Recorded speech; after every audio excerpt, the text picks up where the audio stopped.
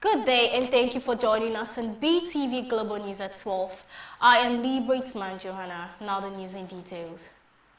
At least one person was killed in Ukraine's northern city of Chernihiv on Thursday after a Russian drone struck a residential building, local authorities said.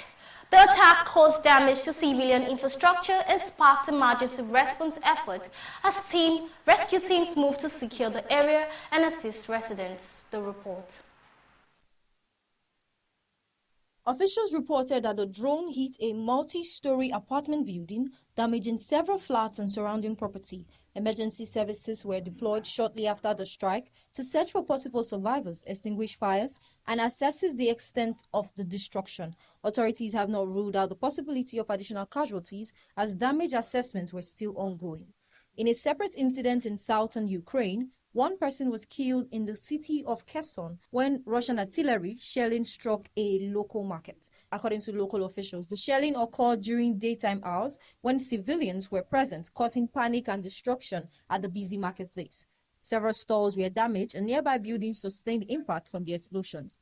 Kherson, which lies close to the front line, has been subjected to frequent shelling in recent months. Local authorities said the attack once again targeted civilian areas, highlighting ongoing risk faced by residents despite evacuation advisories in high-risk zones. Ukrainian officials condemned both attacks, describing them as deliberate strikes on civilian targets, and reiterated calls for increased international support to strengthen air defense systems and protect population centers. Russia has not immediately commented on the incident. The fighting continues as part of the broader conflict that has been repeated attacks on cities across Ukraine, resulting in civilian casualties and widespread damage to infrastructure. Temitokwe Oluwafemi reporting for BTV News. Construction crew worked Wednesday to clear rubble from Pennsylvania nursing home a day after a powerful explosion tore through the facility, killing 2 people, injuring at least 20 others, and collapsing parts of the building. The report. The explosion occurred Tuesday afternoon at the Bristol Health and Rehab Center, also known as Silver Lake Nursing Home in Bucks County, about 20 miles northeast of Philadelphia. The blast sent flames shooting from the structure, ripped through a wing of the building, and triggered a massive emergency response. Authorities confirmed that 2 women were killed in the explosion, one a resident of the nursing home and the other a 52-year-old employee. At least 20 people were hospitalized, including one person listed in critical condition. By late Tuesday night, officials said all residents and staff had been accounted for after extensive searches of the damaged structure. Firefighters, police officers, medical workers, and nearby residents rushed to evacuate patients as smoke and flames filled the building. Many residents, some of them bedbound or using wheelchairs, were carried or pushed to safety through stairwells, windows, and debris-filled hallways. Officials said a second explosion occurred while emergency crew were still inside the building conducting rescue operations, forcing firefighters to briefly pull back before continuing searches. The explosion heavily damaged the nursing home's kitchen and cafeteria area, using the roof to collapse and walls to blow outward. On Wednesday, construction crews brought in heavy equipment to remove fallen walls and debris to allow investigators access to the site. Investigators are focusing on a possible gas leak as the cause of the blast. Utility crews had responded earlier to reports of a strong gas odor at the facility and shut off gas and electricity shortly before the explosion. Officials said it remains unclear whether utility lines or other factors directly caused the blast. State and federal agencies are assisting with the investigation. The nursing home is licensed for about 174 beds and was housing roughly 120 residents at the time of the explosion. Public records show the facility previously received below average rating in federal health inspections, including citations related to safety conditions. Local officials praised first responders and staff members for their actions under dangerous conditions. Governor Josh Shapiro called the explosion catastrophic and said the state is providing support as the investigations continues. Cleanup and investigative work we expected to continue in the coming days as authorities work to determine exactly what caused the deadly blast. Evelyn Isabella reporting for BTV News. Palestinians watched in shock on Tuesday as Israeli authorities demolished a block of residential flats in occupied East Jerusalem, an action that furthered heightened tensions in the already volatile city. According to local residents, Israeli police and municipal officials arrived at the site in the early hours, condoning off the area before heavy machinery moved in to raise the multi-story building, the report. Families were seen standing nearby as their homes were reduced to rubble, with many saying they had received little time to salvage personal belongings. Israeli authorities said the demolition was carried out because the building lacked the required construction permits, which they argue are enforced under municipal planning laws. However, Palestinians and human rights groups say such permits are extremely difficult for Palestinians to obtain, effectively forcing many to build without authorization to meet housing needs. Residents affected by the demolition described the incident as devastating.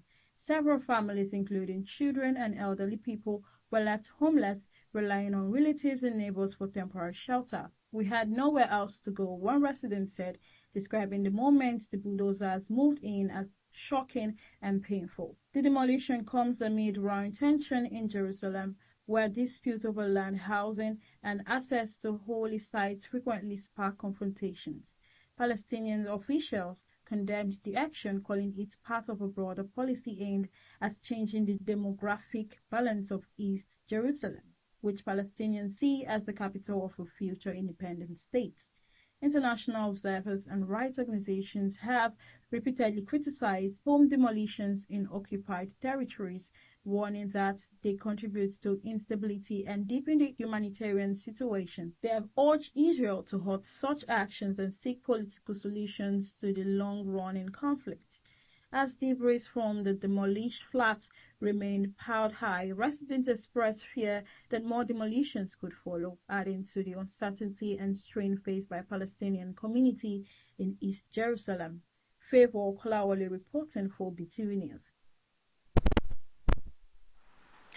A Delaware State Police trooper and a gunman were killed Tuesday after a shooting inside the Division of Motor Vehicles (DMV) facility near Wilmington, authorities said. According to law enforcement officials, the gunman opened fire inside the DMV, striking a state trooper who was on duty at the location. Despite being wounded, the trooper pushed a nearby DMV employee out of harm's way before being shot again, the report. Police said a responding officer confronted the suspect shortly afterward. The suspect was fatally shot during the encounter. No other injuries were reported among members of the public or DMV staff. The DMV building was immediately secured and evacuated as officers conducted a sweep of the area. The facility was closed for the remainder of the day while investigators processed the scene. Authorities have not yet released the identities of the trooper or the suspect, pending notification of next of kin. The motive for the attack has also not been disclosed, and the investigation remains ongoing. State officials praised the troopers' actions, describing them as heroic and selfless. Flags across Delaware were ordered lowered in honor of the fallen trooper, and grief counseling was made available for DMV employees and first responders affected by the incident. Officials described Snook's actions as heroic. He has served with the Delaware State Police for 10 years, was known as a dependable and professional trooper, and is remembered as a devoted husband and father to his one-year-old daughter. Delaware Governor Matt Mayer called the shooting an act of pure evil and praised the bravery of law enforcement for their swift response, noting that the troopers' actions likely saved lives. DMV facility was secured and evacuated, and all DMV offices across the state were temporarily closed in the aftermath of the shooting. Authorities have not publicly released a motive for the attack. Investigations continue as state police, local enforcement, and federal partners work to piece together a complete timeline for the events. Temitakwe Oluwafemi reporting for Beetv News. Brazil's former president Jair Bolsonaro has officially endorsed his son, Senator Flavio Bolsonaro, for the 2026 presidential election in a statement issued from hospital bed, where he underwent a scheduled hernia operation the doctor said went smoothly, the report. Bolsonaro, 70, who has been serving a 27-year prison sentence for his role in an attempted coup following his 2022 election defeat, was granted temporary leave from his detention to receive the procedure at the DF Star Hospital in Brasilia. Supreme Court Justice Alexandre de Moraes authorized the transfer for medical reasons but denied Bolsonaro's request for house arrest after the surgery. Doctors described the hernia operation, which lasted about 3 hours, as routine and without complications. Bolsonaro is expected to remain in hospital for several days of post-operative care, including pain management and physical therapy, and may undergo further treatment for recurring hiccups during his stay, according to his medical team. In a handwritten letter dated December 25th, Bolsonaro declared his support for his son's bid, saying he was making the decision with the commitment of not allowing the popular will to be silenced, and nominated Flavio as the pre-candidate for the presidency in 2026. The letter was read aloud by Flavio outside the hospital in Brasilia. Flavio Bolsonaro, 44, a senator and member of the Liberal Party (PL), has repeatedly said he intends to carry forward his father's conservative political legacy and challenge the incumbent president Luiz Inácio Lula da Silva in the October 4, 2026 election. Many observers had expected Jair Bolsonaro to back a more experienced figure such as Sao Paulo Governor Tarcísio de Freitas, but his endorsement of his son has solidified Flavio's position as the standard bearer of the party's right-wing faction.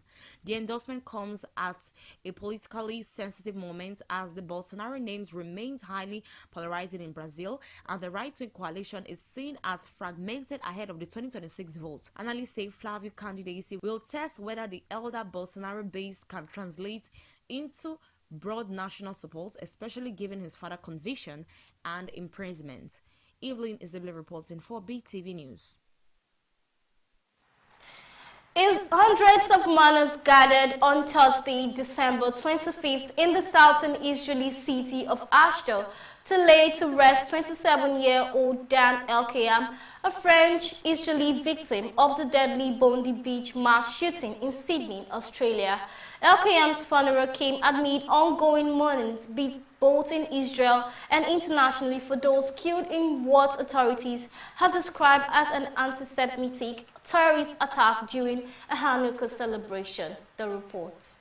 Elkayam, originally from Libourget near Paris, had moved to Sydney about a year before the attack to pursue a career as a computer engineer with NBC Universal, while also playing semi-professional soccer with Rockdale Illidan FC. Friends, family and community members remembered him as joyful, kind-hearted and deeply rooted in his Jewish faith, with a passion for life travel, football and community connection. At the funeral, Elkayam's mother, Annie, delivered an emotional tribute, saying through tears, "My heart is in 1,000 pieces and ascertains that her son was killed because he was Jewish, even though he was open and beloved by people across communities." His coffin was draped in a traditional Jewish prayer shawl talit, and mourners shared stories of his warmth, energy and compassion. Ashdod Mayor Yehel Lasrui spoke at the service, describing Elkayam as a young man full of joy and vitality,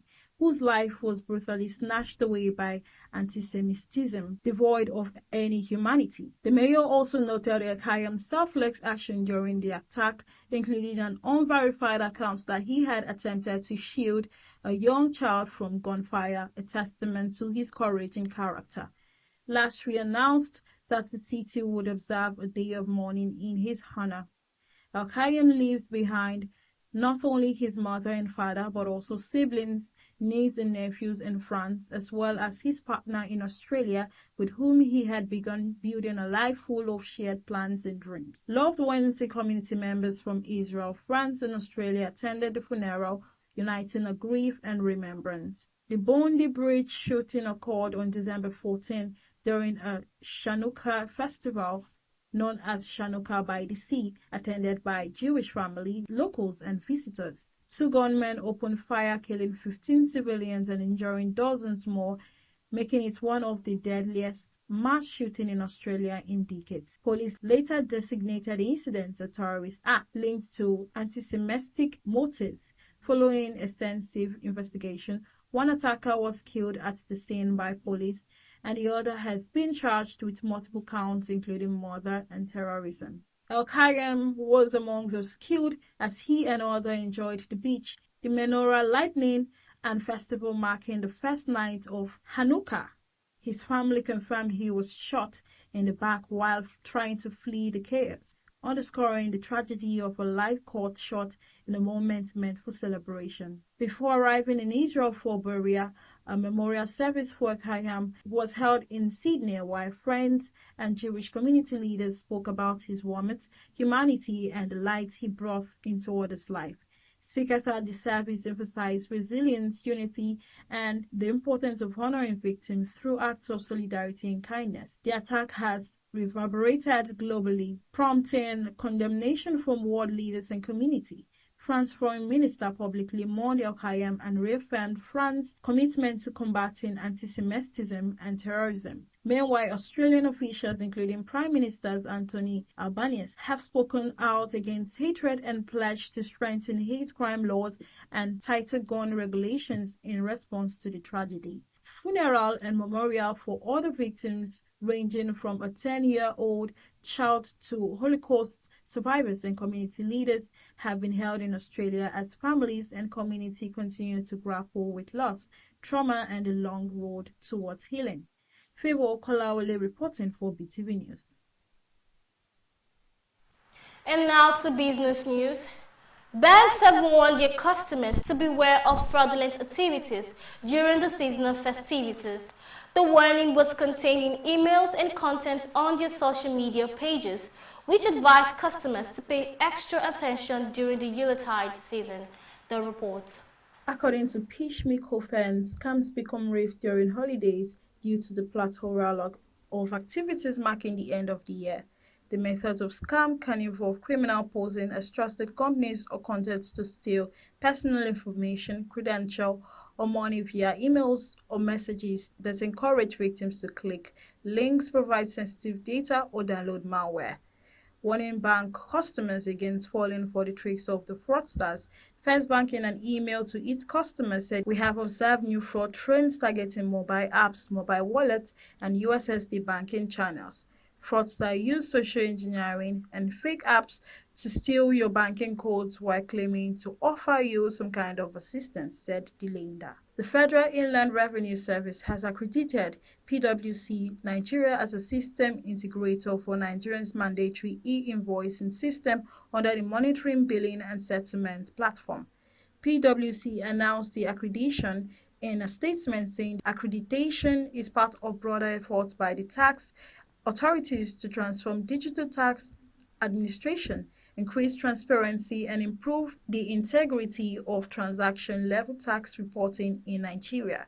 Commenting on the development, partner and tax and regulatory service leader at PwC Nigeria, Chijioke Webute, said e-invoicing integrates tax compliance directly into everyday business activities. He added that the accreditation reinforces PwC's role in supporting organizations to comply and report with confidence. The managing director of Coleman Technical Industry Limited, George Onafowokan, has projected that the relative macroeconomic stability will lead to sustained growth in the manufacturing sector in 2026. According to a statement, Onafowokan, also the chairman of the Ogun State Manufacturing Association of Nigeria, based this optimistic outlook on the economy, characterized by a steadier naira and a downward trend in inflation. He noted that the current economic hovering between 3.4 and 3.9% provides a solid foundation for manufacturers to scale their operations in the coming year. Favour Kolawole reporting for Beetv News. And on entertainment news, Nigerian superstar Tiwa Savage has stirred social media admiration after hosting a lavish Christmas dinner where she personally gifted $500 to every guest in attendance, which is approximately 750,000 naira. The report. The singer, known for her philanthropic gestures and festive celebrations, ensured everyone left the event with a token of appreciation. The Christmas dinner, filled with family, friends, and industry colleagues, was highlighted by Tiwa's gesture of giving cash to each guest, many describe as a perfect example of spreading love beyond social media posts. The intimate gathering combined festive cheer, good food, and generous gifting. Social media users shared their reactions, expressing admiration and joy for the singer's generosity. Nollywood couple Frederick Leonard and Peggy O'Veary have reportedly parted ways, with details about their marriage emerging online. It would be recalled that the entertainment figures tied the knot on November 19, 2022 in a traditional wedding ceremony held in Warri, Delta State. In an Instagram post that has left social media buzzes, Stanley, a veteran movie producer, claimed that the duo have parted ways for a lengthy period. The movie producer alleged that the couple were violent and their marriage was coercive. Rumors of a split between Peggy O'Veary and Frederick Leonard emerged in 2023 after she was spotted without a wedding ring. Russell Brand have been charged with 2 further offenses, including 1 count of rape, the Metropolitan Police has said. In a new statement, the police force said the Crown Prosecution Service (CPS) has authorized an additional charge of rape and a charge of sexual assault relating to 2 further women. The broadcaster, comedian, and actor previously pleaded not guilty to 5 charges, including 2 counts of rape, 2 counts of sexual assault, and 1 count of indecent assault in relation to 4 women. Mr. Brand, 50, is due to appear at Westminster Magistrate Court on 20 January 2026 in relation to the 2 new charges. And that's it on the entertainment news. Evelyn Izibli reporting for Beetv News.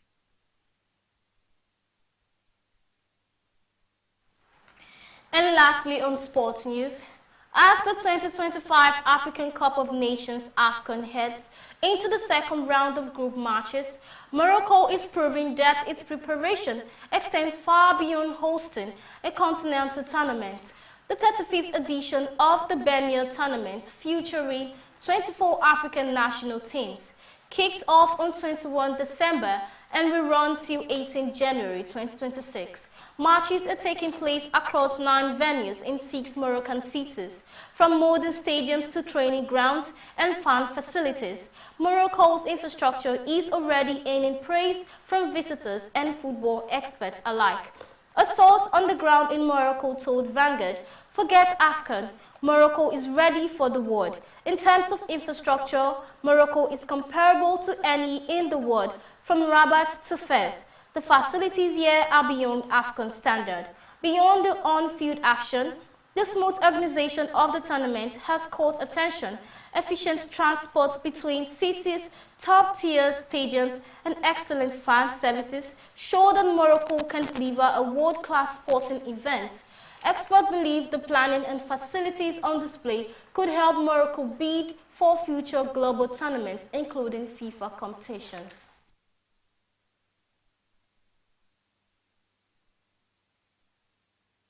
And that will be all on our global news updates. Thank you for joining us. Do stay with us for more updates. I am Librit Johanna.